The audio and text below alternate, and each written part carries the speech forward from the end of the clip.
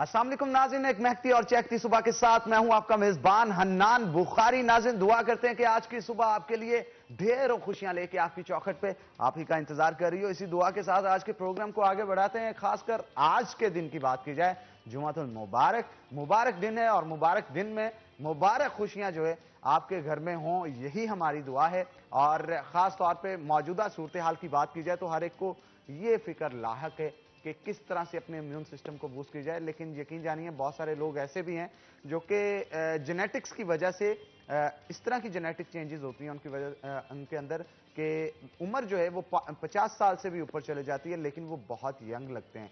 और इसके साथ साथ बहुत सारे लोग ऐसे होते हैं जो कि एंटी एजिंग थेरेपीज लेके अपने आप को मेंटेन रखते हैं। वो एंटी एजिंग थेरेपीज किस तरह से लेते हैं?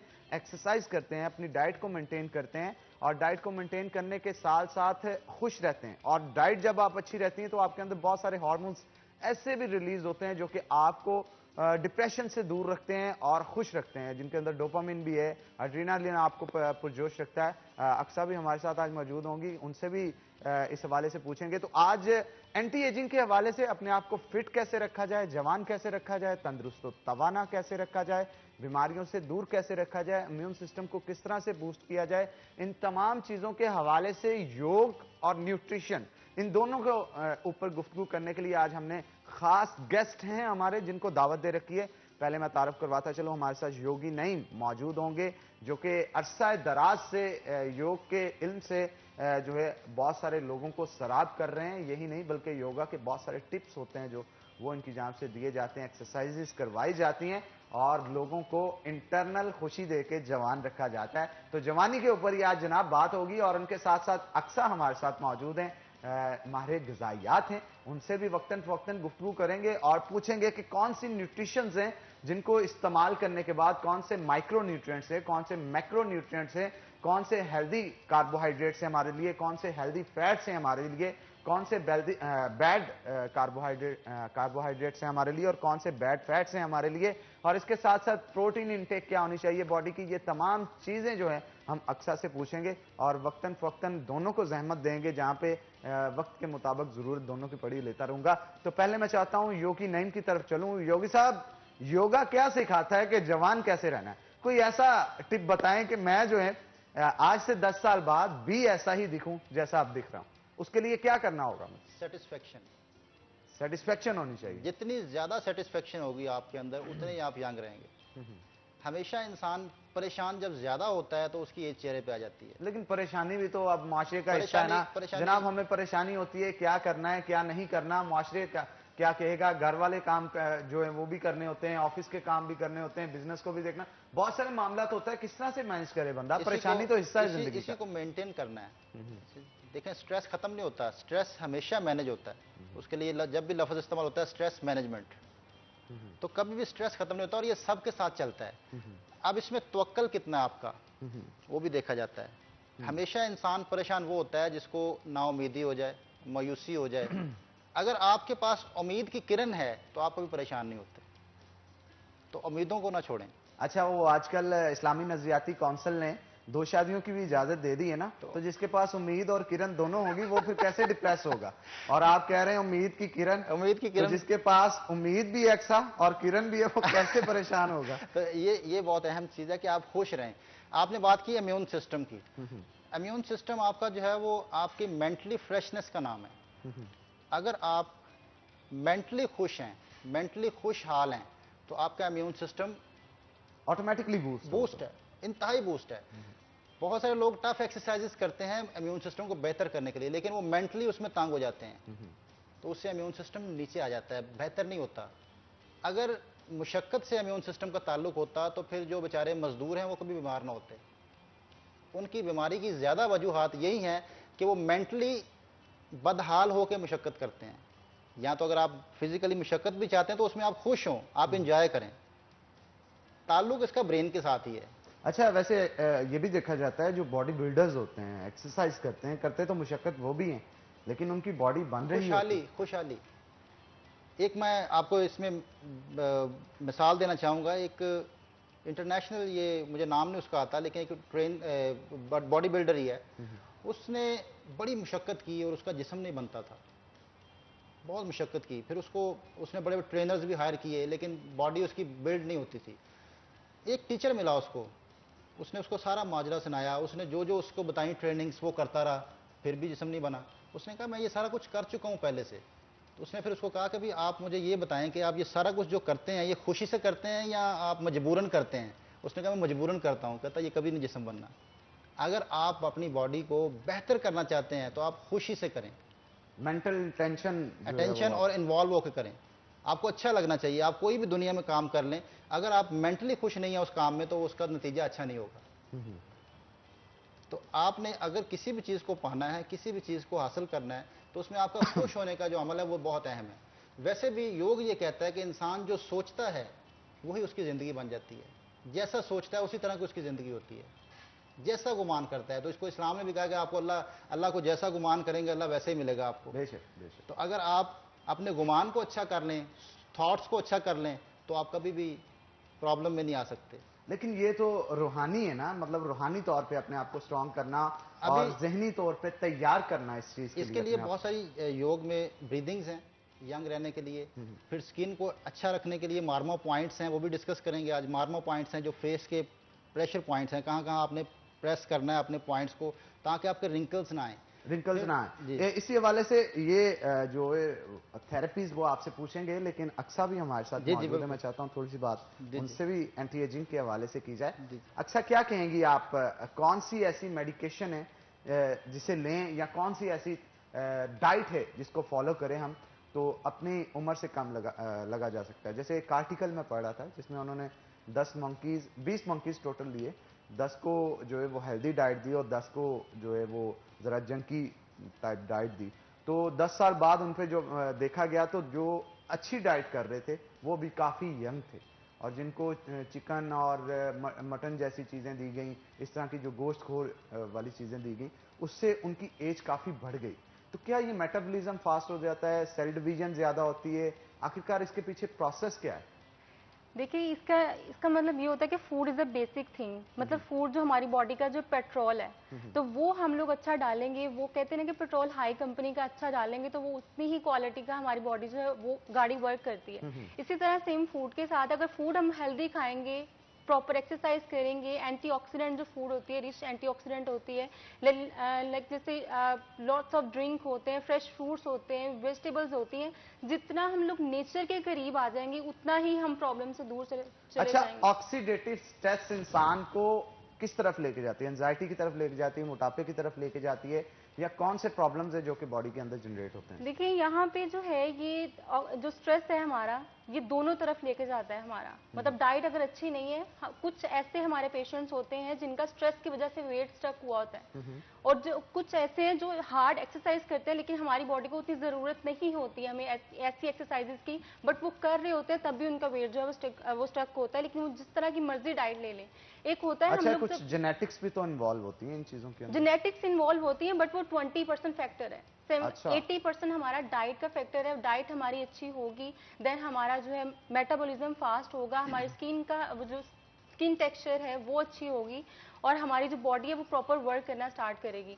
अब जैसा कि हम लोग जो एंटीऑक्सीडेंट ड्रिंक्स होते हैं बहुत ज़्यादा, अगर वो हम लोग पिए तो ये बहुत हम लोग जो है वक्त से पहले जो आजकल हमारे आ रहा है कि जस्ट हम लाइक लोग जो सुबह सवेरे उठ के नीम गर्म पानी में अगर आप बिल्कुल हनी मिला लें, उसके साथ लेमन जूस ऐड कर लें, तो मेरा ख्याल है वो एंटी ऑक्सीडेटिव स्ट्रेस जो है जी उसको जी। खत्म करेगा इसमें कुछ। ये है कि एक तो ये बहुत एक मिसकॉन्सेप्शन है कि लेमन जूस जो है एम्प्टी स्टमक हम लोग पीते हैं, ये नहीं पीना चाहिए, क्योंकि ऑलरेडी जो है हमारे गॉल ब्लैडर जो है हमारा एसिड प्रोड्यूस कर रहा होता है पूरी रात में, और सुबह जो है हम अगेन एसिड ले रहे होते हैं, तो वो स्टमक वॉल्स को वो डिस्टर्ब करता है बहुत ज़्यादा। लेकिन इसमें हम लोग ये सजेस्ट करते हैं कि पहले एक वार्म वाटर पी लें, सिंपल वाटर आपका वॉश आउट हो जाए स्टमक से, देन आप जो है ये लेमन ले सकते हैं, मतलब किसी भी ड्रिंक में डाल के। अदरवाइज ये हम लोग सजेस्ट नहीं करते हैं कि एम्प्टी स्टमक में। बहुत सारे लोगों का ये फिनोमिना है कि हम लोग जो है लेमन सुबह लेंगे तो फैट कटर है हमारा, ये है वो, इस तरह नहीं होता। ये बहुत मिसकॉन्सेप्शन है जो सही होने वाली हुई है। ठीक है। और इस हवाले से भी तो ये कहा जाता है कि अगर दोपहर के वक्त, क्योंकि गर्मियां हैं आजकल, तो गर्मियों में आपको बॉडी को हाइड्रेट रखना होता है बिल्कुल और इसके साथ साथ डिटॉक्सीफाई भी करना होता है। बिल्कुल। तो डिटॉक्सिफिकेशन के लिए चिया सीड्स, लेमन जूस का इस्तेमाल मिक्सचर वाटर में किया जाए तो उससे काफी हद तक फर्क पड़ता है। आप इस चीज से एग्री करती हैं? जी बिल्कुल, क्योंकि ये होता है कि गर्मियों में हमारी बॉडी जो है स्वेट बहुत निकालती है, ठीक है। वो हमारे जो सेल्स हैं वो श्रिंक हो रहे होते हैं, उसको सेल्स को जो है प्रॉपर शेप में रखने के लिए हमें हाइड्रेट रखने के लिए lots water of intake. Water जो है वो इनटेक करना पड़ता है।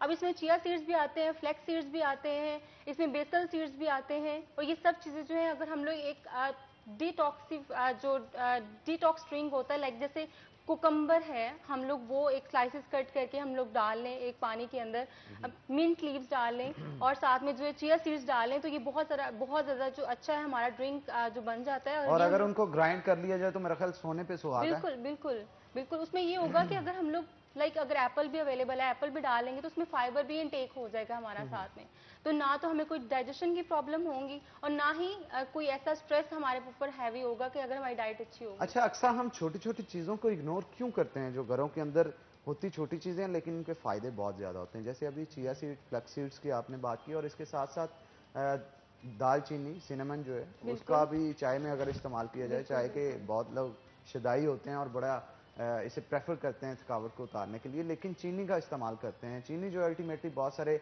आपकी बॉडी के अंदर ऐसे पॉइंट्स को ट्रिगर कर देती है कि बहुत सारी बॉडी के अंदर चेंजेस ऐसी होती हैं जो आपके लिए अच्छी नहीं होती।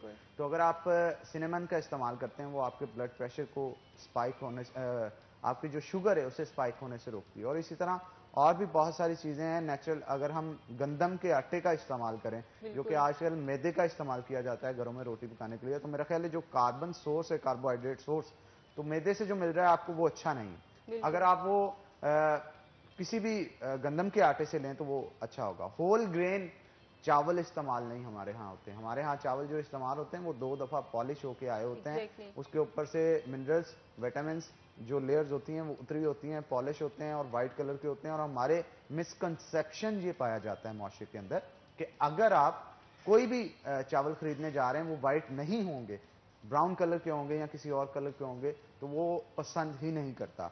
यहाँ पे टेस्ट के पीछे भागते हैं लोग, लेकिन अपनी सेहत को नहीं देखते। क्या कहेंगे इस सवाल? एक्चुअली बात ये है कि जैसे जैसे हमारा लाइफस्टाइल गुजर रहा है, लोग फैंसी चीज़ों को ज़्यादा प्रेफर करते हैं। हम लोग नेचर से बहुत ज़्यादा दूर हो चुके हैं कि हमें इवन कि हमारे घर में, जैसे आपने बात की है कि हमारे घर में छोटी छोटी चीज़ें होती हैं, हमें पता नहीं होता इसका क्या फ़ायदा है। ये बात है कि हमारे लोगों को नॉलेज नहीं है उनको कि इस चीज़ का क्या फ़ायदा है। वो बस प्रेफर करते हैं जो उनको दिखाया जा रहा है, जो उनको बताया जा रहा है कि ये जो फलां फूड है ये मज़े का है, ये खाते हैं हम लोग, फास्ट फूड से ये होता है। जो हमारा ट्रेंड चल पड़ा है ना, ट्रेंडिंग लाइफस्टाइल हो गया हमारा, तो इस वजह से जो है बीमारियां हमारी तरफ ज़्यादा आ रही हैं। बजाय हम लोग अगर नेचर की तरफ चले जाएं, ऑर्गेनिक फूड खाएं, जैसे कि ये आपने फाइबर जो होल ग्रेन आटे की बात की है, ये होता है कि इसमें फाइबर का इंटेक बहुत ज़्यादा होता है। जब उसमें ब्रान, बिल्कुल फाइबर से, बिल्कुल जब उसमें ब्रान आता है तो ब्रान से हमें तो ना कॉन्स्टिपेशन, आजकल जो है 70% लोगों को कॉन्स्टिपेशन का इशू है। होती इसलिए ना कि आपके अंदर फाइबर इंटेक नहीं होगी। बिल्कुल, तो फाइबर जो है रिस्पॉन्सिबल होता है आपके स्टमक को मुकम्मल तौर पे क्लीन करने के लिए। तो अगर आप फाइबर इंटेक नहीं ले रहे तो उससे मल्टीपल रिएक्शंस हैं आपकी बॉडी के अंदर होंगे। अच्छा, एक और चीज है, ये कहा जाता है कि स्टमक जो है वो बड़ा रिस्पॉन्सिबल होता है हर चीज के लिए, आपकी बॉडी के अंदर मूड स्विंग्स के लिए और इसके साथ साथ आपकी ओवरऑल हेल्थ के लिए। अगर स्टमक डिस्टर्ब है तो आप भी डिस्टर्ब ही तस्वर किए जाते हैं। आपके पेट के अंदर जो है बहुत सारी गैस बन जाती है, रोटी हजम नहीं होती, वॉमिट का नोजिया फील होता है। तो इन चीज़ों से बचने के लिए, स्टमक को हेल्दी रखने के लिए कोई एक चुटकी में रेसिपी बताएं जो हर घर में अवेलेबल हो और रोजाना की बुनियाद पे अगर इस्तेमाल करता है कोई शख्स तो उससे अपने स्टमक को हेल्दी रख सकता हो। अच्छा, ये वाली जो ड्रिंक है ना, ये वाला जो मैं अपने चैनल पे भी बताती होती हूँ, डाइटिशियन अक्सा के नेम से, मेरा इंस्टाग्राम पे भी और यूट्यूब पे भी है, और उसमें मैं एक जो है क्विक रेसिपी रोज़ जो है अपलोड करती होती हूँ एक ड्रिंक की। उसमें ये होता है कि आपने बॉयल वाटर लेना है, 1 गिलास पानी लेना है, उसको बॉयल करना है, उसमें ग्रीन इलायची डालनी है, स्मॉल जो पीस है वो अदरक का डालना है, और 1/4 जो टीस्पून है वो आपने हल्दी पाउडर का डालना है, और मिंट लीव्स डालने हैं,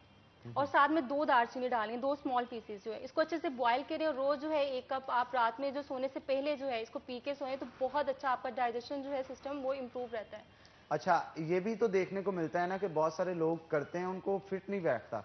जेनेटिक्स चेंज होती है हर एक की, किसी को फिट बैठता है, किसी को नहीं बैठता। तो 2-3 टोटके मैं चाह रहा हूँ बता दें, ताकि अगर किसी को एक फिट नहीं बैठ रहा तो वो दूसरा ट्राई कर सके। अच्छा, समटाइम ये होता है कि काफी लोगों को ये होता है कि उनको जो किसी ना किसी चीज से एलर्जी होती है, तो वो सिंपल ये किया करें, अगर आपको किसी भी ड्रिंक से प्रॉब्लम है, सिंपल गर्म पानी जो है वो पी लिया करें। वो बेस्ट ड्रिंक है, ये वाला गर्म पानी जो है हमारे मेटाबॉलिज्म को फास्ट करता है। ना तो हमारे कोई स्किन से रिलेटेड कोई प्रॉब्लम होती है, ना ही कोई डाइजेशन से रिलेटेड प्रॉब्लम होती और है। आपके लार्ज इंटेस्टाइन और स्मॉल इंटेस्टाइन में अगर कोई प्रॉब्लम भी है तो वार्म वाटर से वो क्लियरिफाई कर देता है जहां जहां से गुजरता है उस चीज को। और खास तौर पे हमारे स्टमक की बात की जाए तो जब हम ठंडी चीजें खाते हैं तो हमारे स्टमक के अंदर एक म्यूकस की लेयर होती है जो कि आपकी आउटर वॉल को डैमेज होने से बचाती है स्टमक की, जितने भी स्पाइसेस हम खाते हैं। तो जब कोई ठंडी चीज खाते हैं तो वो mucus jelly like consistency material होता है, तो उससे वो जम जाता है। और जमने की वजह से अगर आपने उसके साथ कोई ऐसी चीज खाई है जिसके अंदर मसाले बहुत हैं, तो वो आपकी इनर वॉल ऑफ स्टमक को डिस्टर्ब करेगी, और यही शायद वजह बनती है कि अल्सर जो है अल्टीमेटली पैदा हो जाता है स्टमक के अंदर। और वो अल्सर फिर मरते दम तक जान नहीं छोड़ता, क्योंकि जब भी वो म्यूकस कम होगा स्टमक के अंदर, वो अल्सर डिस्टर्ब करना शुरू कर देता है। उसकी वजह से वॉमिटिंग भी आती है, उसकी वजह से डाइजेशन प्रॉब्लम्स भी आती हैं, उसकी वजह से आपका मूड भी खराब रहता है, चिड़चिड़ापन भी रहता है, समटाइम बुखार भी हो जाता है। ये वो तमाम सिम्टम्स है। तो इसलिए इन चीजों से बचने के लिए अगर हम वार्म वाटर इस्तेमाल करते हैं, तो अगर आपके स्टमक के अंदर कोई चीज मौजूद भी है, जैसे हम पिज्जा बहुत ज्यादा खाते हैं या जंकीज जो मोस्टली होते हैं, जो ऐसा फूड जो कि डाइजेस्ट लेट होता है, तो उससे ये होता है वार्म वाटर उसको डाइजेस्ट होने में हेल्प प्रोवाइड करता है। अक्सर मेरी इन तमाम बातों से एग्री करती हैं? बिल्कुल बिल्कुल, आई एम टोटली एग्री कर रही हूँ, लेकिन मुझे जहाँ तक एक पॉइंट क्लियर करना है, जो स्टमक अल्सर है आजकल जो लेडीज में ज्यादा फैक्टर बन रहा है, वो है सुबह टाइम निहार में एम्प्टी स्टमक लेना लेमन। ये सबसे ज्यादा जो है सिट्रिक एसिड होता है ना उसमें, तो सिट्रिक एसिड ऑलरेडी आपके स्टमक में मौजूद होता है, और सिट्रिक एसिड की अमाउंट जब बढ़ जाती है अल्टीमेटली वो डिस्टर्ब करती है इनर वॉल ऑफ स्टमक। तो हमें इस चीज को मद्देनजर रखना चाहिए कि पहले वार्म वाटर अकेला लें। वार्म वाटर लेने से वो सिट्रिक एसिड जो है आपके स्टमक के रास्ते आपके इंटेस्टाइन में चला जाएगा। देन आप जो है कोई चीज खाने के बाद लेमन जूस ऐड कर लें, तो उससे ये होगा, उसके हेल्दी इफेक्ट्स होंगे। अब हेल्दी इफेक्ट्स किस तरह के होंगे? लेमन जूस का जो सिट्रिक एसिड होता है, ये आपके फैट्स को भी डिसॉल्व करने में बॉडी में हेल्प प्रोवाइड करता है। तो ये वो तमाम चीजें होती हैं। अक्सर ब्रेक का वक्त हो गया, मैं चाह रहा हूँ ब्रेक ले लें। ब्रेक के बाद आपसे दोबारा गुफ्तगू जारी करेंगे। तो नाज़रीन, एक ब्रेक लेंगे, ब्रेक के बाद दोबारा हाजिर होते हैं। कहीं मत जाइएगा, हमारे साथ रहिएगा।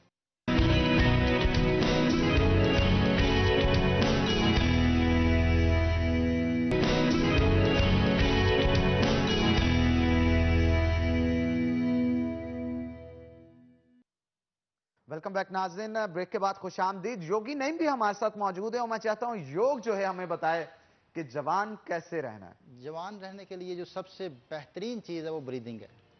आपका जो फ्यूल है वो ऑक्सीजन है। आप खाए पिए बगैर ज़िंदा रह सकते हैं कुछ दिन तक, लेकिन सांस एक ऐसा अमल है जिसके बगैर आप 5 मिनट भी शायद नहीं गुजार सकते। तो आपकी जिस्म के अंदर जितनी एनर्जी है, एनर्जी लेवल है, वो ठीक है, फूड के साथ उसका ताल्लुक है, लेकिन आप किसी भी चीज़ को रूटीन में ले जाएं तो उस फूड का इफेक्ट नीचे आ जाता है, उसका फ़ायदा कम होना शुरू हो जाता है। इसीलिए कहा गया कि रूटीन को तोड़ें।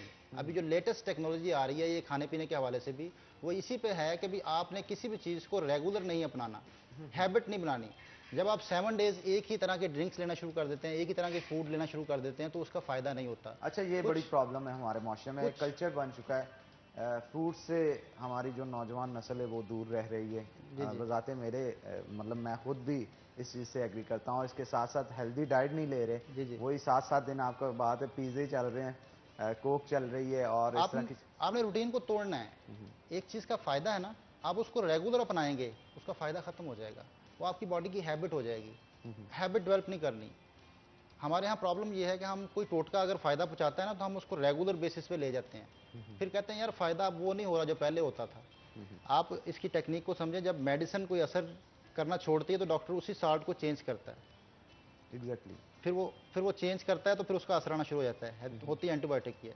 तो ये इंसानी जिस्म जो है वो अगर हैप्चुअल हो जाए तो कोई फ़ायदा नहीं। लेकिन इसका सॉल्ट का चेंज करने का अक्सर भी इस चीज़ से एग्री करेंगी साइंस, क्योंकि इन्होंने भी पढ़ी है। जब आपकी बॉडी के अंदर कोई साल्ट दिया जाता है, उसका असर नहीं हो रहा था, इसका मतलब ये होता है कि वो बैक्टीरिया जो प्रॉब्लम क्रिएट कर रहा है बॉडी के अंदर, वो रेजिस्टेंट हो जाता है। और वही बात कि आपकी हैबिट हो गई बॉडी की, और दूसरी बात ये कि पहले वो असर करता है साल्ट, आप रेगुलर बेसिस पे लेते हैं तो फिर वो उसका असर कम होना शुरू हो जाता है, उसका वो फ़ायदा नहीं होता। तो इसकी रूटीन को तोड़ना है, डाइट की रूटीन को तोड़ना है। किसी भी चीज़ को आपने 7 डेज़ नहीं अपनाना, आप उसको जो है वो बेहतरीन, अगर आप चाहते हैं फ़ायदा लेना हर फूड से, तो आप रूटीन को तोड़ा करें। चंद दिन इस्तेमाल करें फिर छोड़ दें, फिर चंद दिन इस्तेमाल करें फिर छोड़ दें। एक तो ये है। दूसरा, अनपका खाएं। जितना आप अनपका खाएंगे उतने ही आप यंग रहेंगे, और जितनी आप रेसिपीज शामिल करते जाएंगे, रंगीन बनाएंगे खाने को, उतने आप वक्त से पहले बूढ़े हो जाएंगे। और तीसरी वजह वक्त से पहले बूढ़े होने की ये है कि हमने चिकनाई छोड़ दी है। हम चिकनाई नहीं खाते।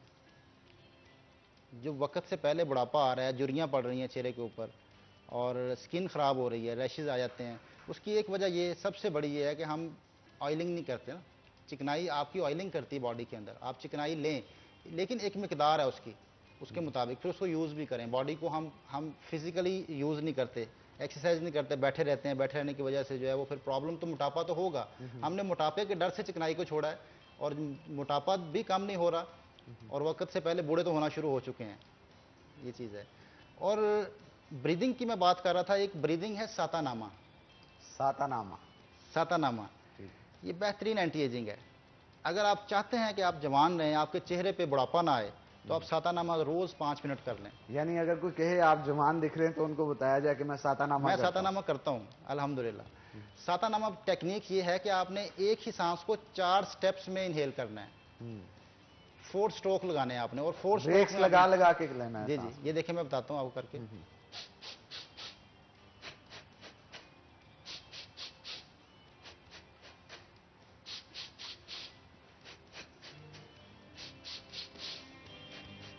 योगी साहब, अगर किसी का नाक ही बंद हो नजले की वजह से, वो इसे तो वो कैसे उस दिन ना करे, उस दिन ना करे। जब नजला हुआ है, नाक बंद है, तो उस दिन ना करे। अच्छा, ये रोजाना की बुनियाद पे करना चाहिए? रोजाना नहीं, मैंने बोला किसी भी चीज को आप रेगुलर अपनाएंगे उसका फायदा नहीं होगा। किसी भी चीज को रेगुलर बनाएंगे आप, इसमें नागा रखें। इंटरनेशनल जो स्टैंडर्ड है ना, वो है हफ्ते में 3 दिन योगा करना चाहिए, एक दिन छोड़ के एक दिन रेस्ट करें, एक दिन करें योगा, एक दिन फिर रेस्ट करें, एक दिन योगा करें। इससे आपको फायदा ज्यादा होगा। किसी चीज की क्वांटिटी बढ़ाने से फायदा होता है, किसी की कम करने से फायदा होता है। योग कहता है कि आप कम रखें, आप बीच में ऑफ करें, एक दिन ऑफ करें, एक दिन करें। आप सातानामा आप करें, इससे बेहतरीन आपको रिजल्ट मिलेगा। एक मुद्रा है जो आपकी स्किन को अच्छा करता है। झुर्रियों की बात हो रही थी, स्किन की झुर्रियाँ ख़त्म करना चाहते हैं आप, वो मुद्रा बड़ा बेहतरीन है। पानी की कमी को दूर करता है बॉडी के अंदर से। अगर आपकी पानी की कमी, जैसे आजकल मौसम है, और इसमें हम ये सबसे बड़ी गलती करते हैं कि हम एकदम पानी 2-3 गिलास पी लेते हैं और प्यास फिर भी नहीं बुझती। इसका क्या तरीका है, इससे कैसे बचा जाए? प्यास को बुझाना भी है और कम पानी पीना है। एक तो आप पानी बहुत आराम से पिएं, चूस के पिएं, बहुत आहिस्ता से, देखते हुए पिएं, अटैच करें अपने आप को पानी के साथ। दूसरा तरीका ये है कि आप पानी खाएं, पीने की बजाय पानी खाएं। वो कैसे? फ्रूट्स। हम अगर पानी सिर्फ पिएंगे तो हमारी पानी की कमी दूर नहीं हो सकती, प्यास लगेगी।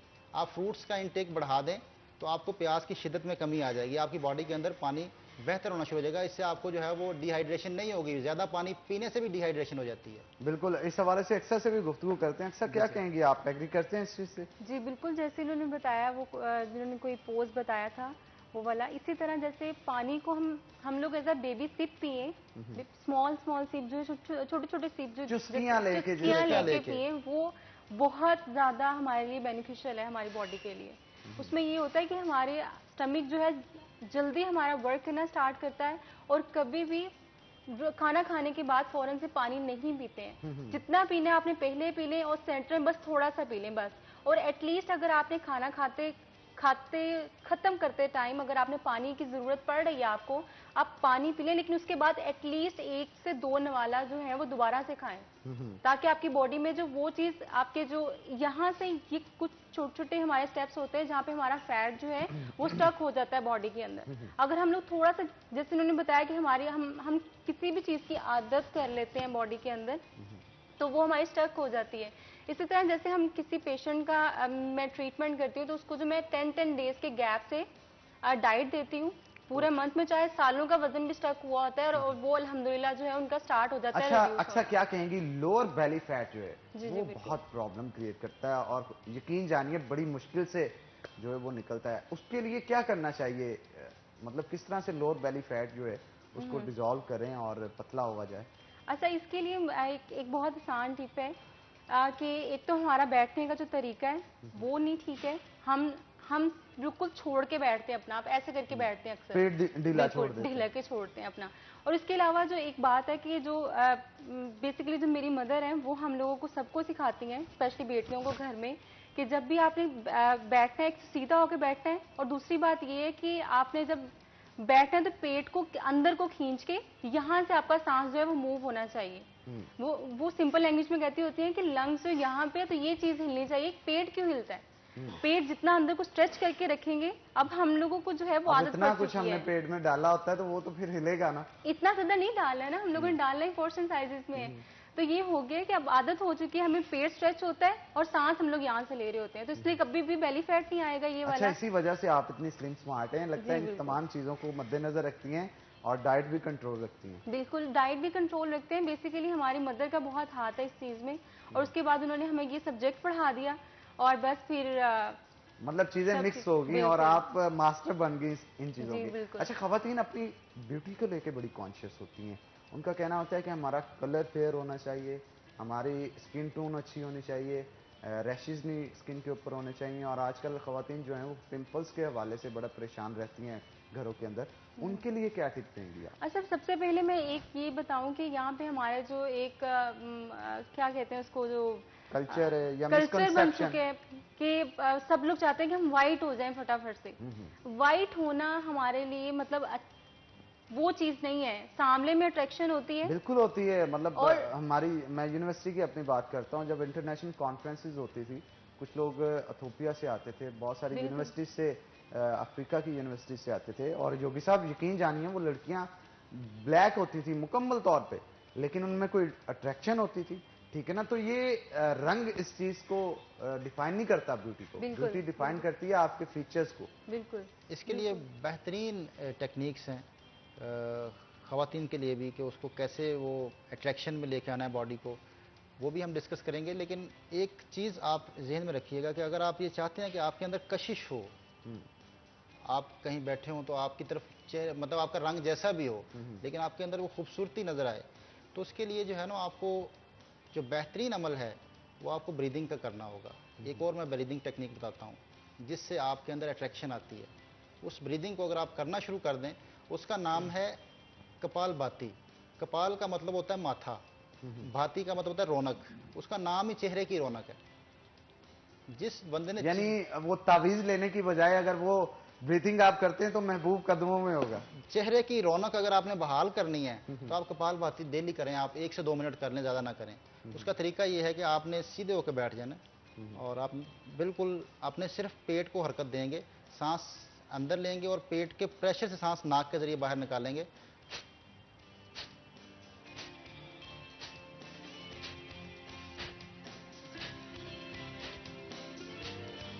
यानी 1 से 2 मिनट की टेक्निक जो है वो आपको दिन के अंदर 1-2 बार करनी चाहिए ताकि आप खूबसूरत दिखें, जवान दिखें। नाम इसका ये है, चेहरे की रौनक, कपाल भाती। कपाल भाती, तो चेहरे की रौनक इसके साथ ताल्लुक है इसका। ये बड़ी बेहतरीन टेक्निक है। बिल्कुल टेक्निक है, लेकिन न्यूट्रिशन का भी बड़ा इस चीज में अमल जरूरी है। अक्सर देखें चमक रही हैं आज, और न्यूट्रिशन को फॉलो करती हैं तो चमक रही हैं। बिल्कुल बिल्कुल। मैं यही बात इनकी एक बताने वाली थी।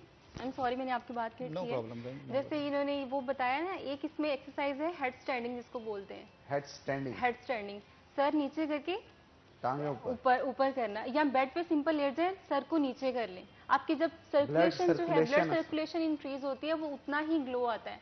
और जो मेरे फादर हैं वो ये कहते थे कि हमारे ज़माने में जब किसी का जो फेस था वो स्लिम होता था तो अपने फेस को हेल्दी करने के लिए वो हेड स्टैंडिंग करते थे। बिल्कुल, क्योंकि जब आप हेड स्टैंडिंग करते हैं उससे क्या होता है कि ब्लड सर्कुलेशन जो है वो नीचे की तरफ होती है, सारा जोर जो है आपके फेस पे आता है। आपका फेस पे जब जोर लगता है तो फिर ऑटोमेटिकली आपकी स्किन भी ग्लो करने लग जाती है, क्योंकि जब कोई शख्स रनिंग भी करता है तो आपने नोट किया होगा कि अगर वो व्हाइट है तो वो पिंक होना शुरू हो जाता है। अगर थोड़ी सी बात मैं करूं, जी जी जरूर जरूर।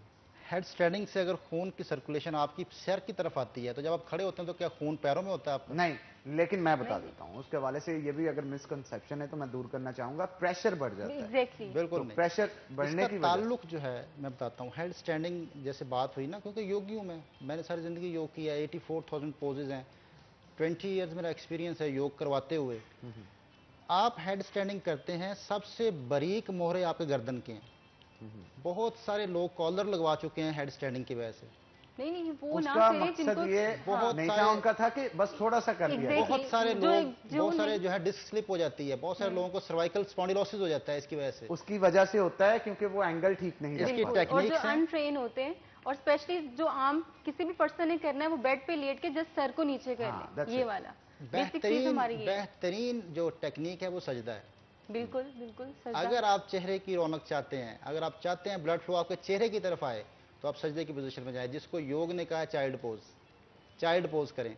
इंसान दुनिया में आने से पहले जिस पोज में होता है उसी को चाइल्ड पोज कहा जाता है। बिल्कुल आप ठीक कह रहे हैं। ब्रेक का वक्त योगी साहब हो गया और नेक्स्ट ब्रेक, इस ब्रेक के बाद जो है हम पोजेस पे आएंगे। करवाएंगे जी, जी, आपसे, जी, ताकि पता चल सके कि किस तरह से योग के जरिए अपने आप को फिट जी, रखा जी। जा सकता है। न्यूट्रिशन के हवाले से एक्स्ट्रा से बात करेंगे। तो नाज़रीन एक ब्रेक लेंगे, ब्रेक के बाद दोबारा हाजिर होते हैं, कहीं मत जाइएगा, हमारे साथ।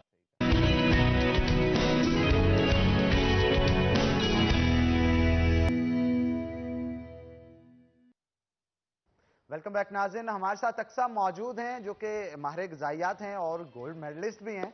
तो गोल्ड मेडलिस्ट जो होते हैं अक्सर बड़े इंटेलिजेंट होते हैं और क्रिएटिव होते हैं। आपने क्या क्रिएटिविटी बनाई है जिससे एंटी एजिंग की तरफ जा सके बंदा, अपनी एज को ज़रा कम कर सके? क्योंकि बहुत सारे हमारे मिनरल्स और माइक्रो न्यूट्रिएंट्स, मैक्रो न्यूट्रिएंट्स ऐसे भी होते हैं जो कि आपके मेटाबॉलिज्म को स्लो कर देते हैं। आपका मेटाबॉलिज्म अल्टीमेटली स्लो होगा, positive way, not in negative way.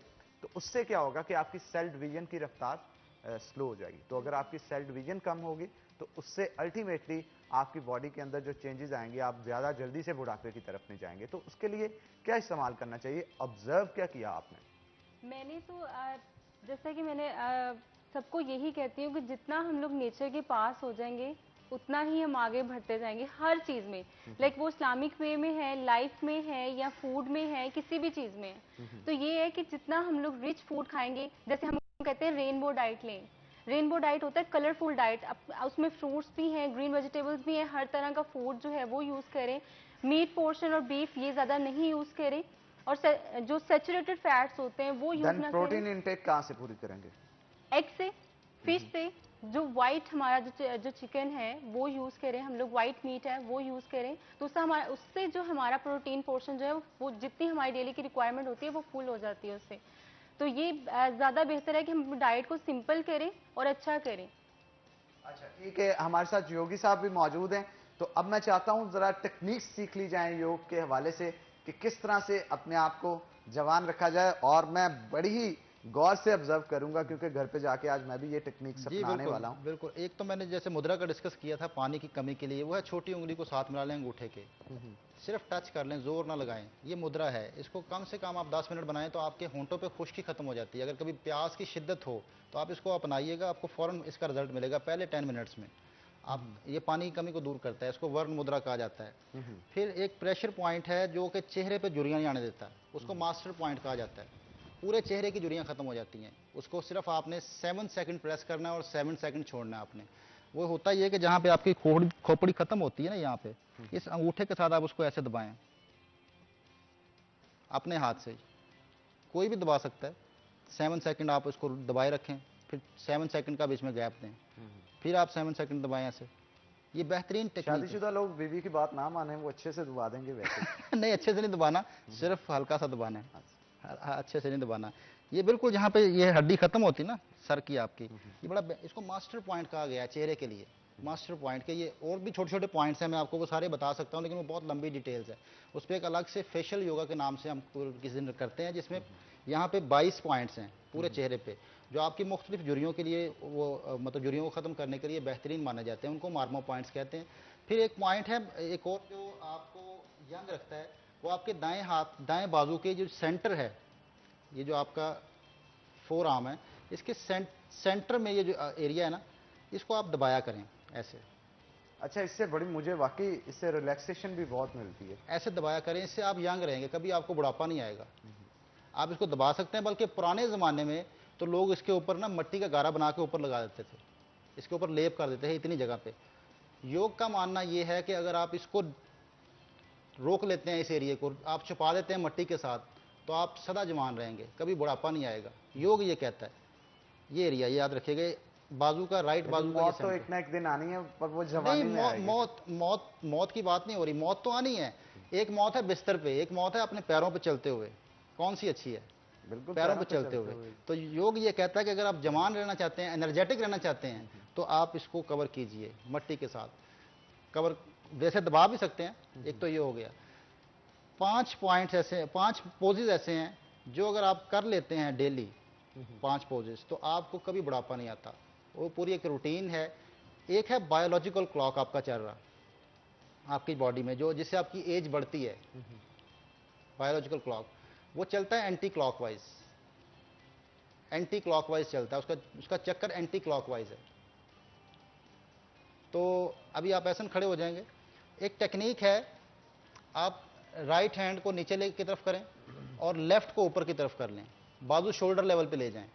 अब आप क्लॉकवाइज घूमना शुरू कर दें, आपका बायोलॉजिकल क्लॉक रुक जाएगा, जिसको कलंदरी दमाल भी कहते हैं। इस तरह घूमते रहें, तेज नहीं घूमना। जितनी देर आप ऐसे घूमते रहेंगे, आपका बायोलॉजिकल क्लॉक रुक जाएगा। आपका जो एज प्रोसेस बढ़ रहा है ना, आप उसको रोक सकते हैं। ठीक है, ये टेक्निक है एज प्रोसेस को रोकने की। राइट हैंड नीचे की तरफ होगा और लेफ्ट ऊपर की तरफ होगा, और राइट हैंड के पीछे की तरफ घूमना शुरू कर दें क्लॉकवाइज, जो कि एंटी क्लॉकवाइज है आपका बायोलॉजिकल क्लॉक। आप क्लॉकवाइज घूमते हैं तो वो प्रोसेस रुक जाता है। इसको कम से कम 1 मिनट करना है, कम से कम 1 मिनट। तेज भी घूम सकते हैं, लेकिन आपसे जितना इजीली घूमे जा सकता है, आपको चक्कर ना आ जाए, बस आराम आराम से आप ऐसे घूमते रहें। आप जितनी देर इस प्रोसेस को रखेंगे, घूमते रहेंगे, आपका एज प्रोसेस रुक जाएगा जो बढ़ रहा था। एक तो ये है। अब दूसरी एक्सरसाइज हम करेंगे, उसको स्नेक पोज कहा जाता है। आप लेट जाएंगे, शोल्डर लेवल पे हाथ रख लेंगे।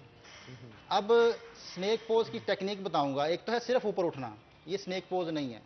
स्नेक पोज ये है कि अपनी कमर को स्ट्रेच करना ऊपर की तरफ। जो मोहरे दबे हुए हैं हमारे बैठने की वजह से, ऐसे जिसकी वजह से हमारी एज जल्दी चेहरे पे आ जाती है, बूढ़े हो जाते हैं, अपने हाथों के जरिए ऊपर को खींचना है अपने आप को।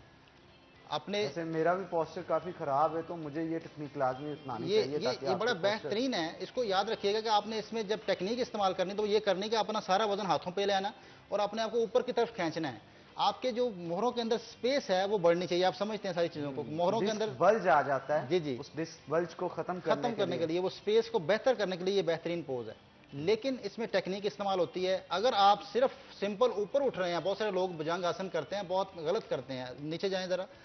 हमेशा करेंगे कि वो हाथों का सहारा इतना लेंगे कि सारा वजन अपनी कमर पे ले आएंगे, और आप ऊपर उठें हल्का सा, बस ऊपर थोड़ा सा और उठें, थोड़ा सा और। इसको स्नेक पोज कह देते हैं। इससे बजाय फायदे के नुकसान होता है, इससे और प्रेस हो जाती है आपकी कमर।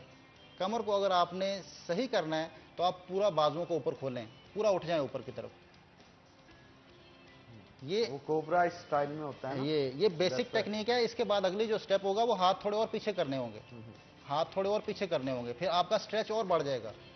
और पीछे करेंगे। ये तकरीबन हम जो है वो अपने कूलों के जोड़ तक, हिप जॉइंट तक ले जाते हैं। एक और चीज के गर्दन इन्होंने पूरी ऊपर को उठा रखी जी जी, पूरा खींचना है ऊपर की तरफ, अपने आप को ऊपर की तरफ स्ट्रेच करना है। ये बेहतरीन टेक्निक है एंटी एजिंग की। आप अगर यंग रहना चाहते हैं, तो आपकी कमर का कितना स्ट्रेट लेवल है, आपकी कमर कितनी स्ट्रेट है, आप उतने जवान रहेंगे। और ये वाला जो पोज है, ये बेली फैट के लिए भी बहुत अच्छा है। बेली फैट के लिए भी, क्योंकि अगर ऐसे लोगों के लिए भी जो बेली फैट कम कर लेते हैं, लेकिन उनका मांस ढलक जाता है। लटका हुआ पेट, स्ट्रेचेस को खत्म करने लटका हुआ पेट इससे कम होता है। जो मतलब जब स्किन लटक जाती है, वो बेहतरीन है ये पोज। एक तो ये हो गया। अब हम करेंगे टेबल पोज। टेबल पोज, जी जी, टेबल पोज भी ये तीसरा पोज है। अगर आप करते हैं, थोड़े हाथ और पीछे ले जाएं, और पीछे। अब आपने अपनी कमर को बिल्कुल सीधा कर लें, ऊपर की तरफ उठा लें और पीछे देखें। अब इसमें भी आपकी लोअर बैक पे जो है वो स्ट्रेंथ आती है। अगर आप लोअर बैक को मजबूत करना चाहते हैं, ये मजबूती का पोज है। ये सारे का सारा प्रेशर आपकी लोअर बैक पे आएगा और उसकी स्ट्रेंथ आएगी। स्ट्रेंथ, अगर आप मसल्स को स्ट्रेंथ में लेकर आना चाहते हैं, तो ये बेहतरीन एंटी एजिंग है। आप कभी भी बूढ़े नहीं होंगे। कमर इसमें भी सीधी करनी होती है। ये बुढ़ापे को रोकने के लिए है ये वाला पोज, टेबल पोज। इसमें आप थोड़ी देर रुकें, जितना इजीली रुक सकते हैं, फिर नीचे आ जाएं। हर पोज को आप 5 दफा रिपीट कर सकते हैं। 5 दफा रिपीट कर सकते हैं फॉर 1 मिनट। जी जी, नहीं 1 मिनट नहीं, नहीं, एक का एक पोज को आप 5 सेकंड करें आप, फिर नीचे आ जाएं। फिर 5 सेकंड करें, इस तरह 5 आप रिपीट कर लें 5 दफ़ा। इसके बाद हम करेंगे, सीधा लेट जाएं आप, 90 डिग्री पे लेग्स ऊपर लेके जाएं, हिप्स के नीचे हाथ रख लें बिल्कुल स्ट्रेट, और ऊपर उठ के पेट पे देखें। ये आप अपने बैक मसल्स को स्ट्रेच कर रहे हैं, और इस पे अच्छा खासा जोर और ये लगता है पेट को जनाब। कम करने के लिए बेहतरीन एक्सरसाइज है। ये पेट इससे कम होता है, पूरा प्रेशर आपके पेट पे आ जाता है। बिल्कुल पेट पे आ जाता है, आपके जो मसल्स होते हैं। और उन पे crunches- ये जो आप नौजिया की बात कर रहे थे, ये नौजिया की बेहतरीन एक्सरसाइज है। जिसको नौजिया होता है वो इस पोजीशन में चाहे दीवार के साथ टांगे रोक ले, चाहे दीवार के साथ टांगे रोक ले, 90 डिग्री पे अपनी टांगे रोका करे, उसको नौजिया नहीं होगा। ये बेहतरीन टेक्निक है, इससे एंटी एजिंग होती है आपकी। ठीक है। और आखिरी जो पोज है वो हल आसन है। इसी पोजीशन में थोड़ा नीचे आ जाएं और नीचे आ जाएं, हाथ साइडों पर रख लें, और जितना आप पीछे टांगों को लेके जा सकते हैं, जितना लेके जा सकते हैं। इससे तो वैसे अगर कोई इतना स्ट्रेचेबल नहीं है, वो नहीं कर सकता, तो जितना इजीली हो सकता है, तो लाजमी नहीं है कि ये करे।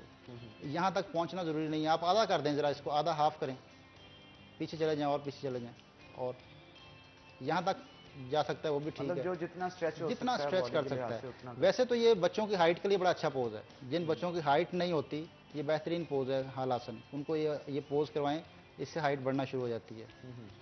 लटकने से हाइट नहीं बढ़ती। हमारे प्रॉब्लम ये भी कि हम लटकाते हैं बच्चे को, लटकने से एक ही लटका इंसान हमेशा लटका ही नहीं रहता नहीं, एक जानवर लटकता है, उसके बाजू लंबे होते हैं, आप समझते हैं वो कौन?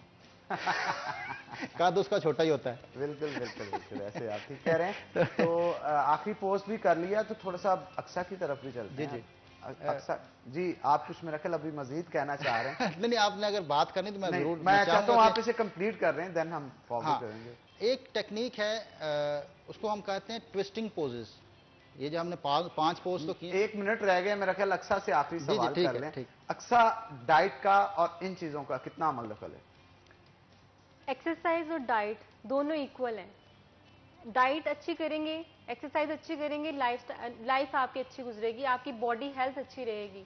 अगर दोनों में से कोई भी एक चीज आपकी अच्छी नहीं होगी, तो आपकी बॉडी हेल्थ जो है वीक डे बाय डे होती जाएगी। इसका मैं एक और चीज बताने वाली थी आपको, कि जब भी सुबह उठें, एम्प्टी स्टमक एक तो एक वार्म वाटर पी लें, और या फिर आप जो है 3 जो अंजीरें हैं वो रात में भिगो के रख दें, और सुबह उठ के जो वो पिए। उसके बाद जो है आप आधे घंटे बाद या 45 मिनट के बाद जो है वॉक करें, एक्सरसाइजेस करें, तो ये बहुत अच्छी है आपके एंटी एजिंग के लिए भी। कैसे?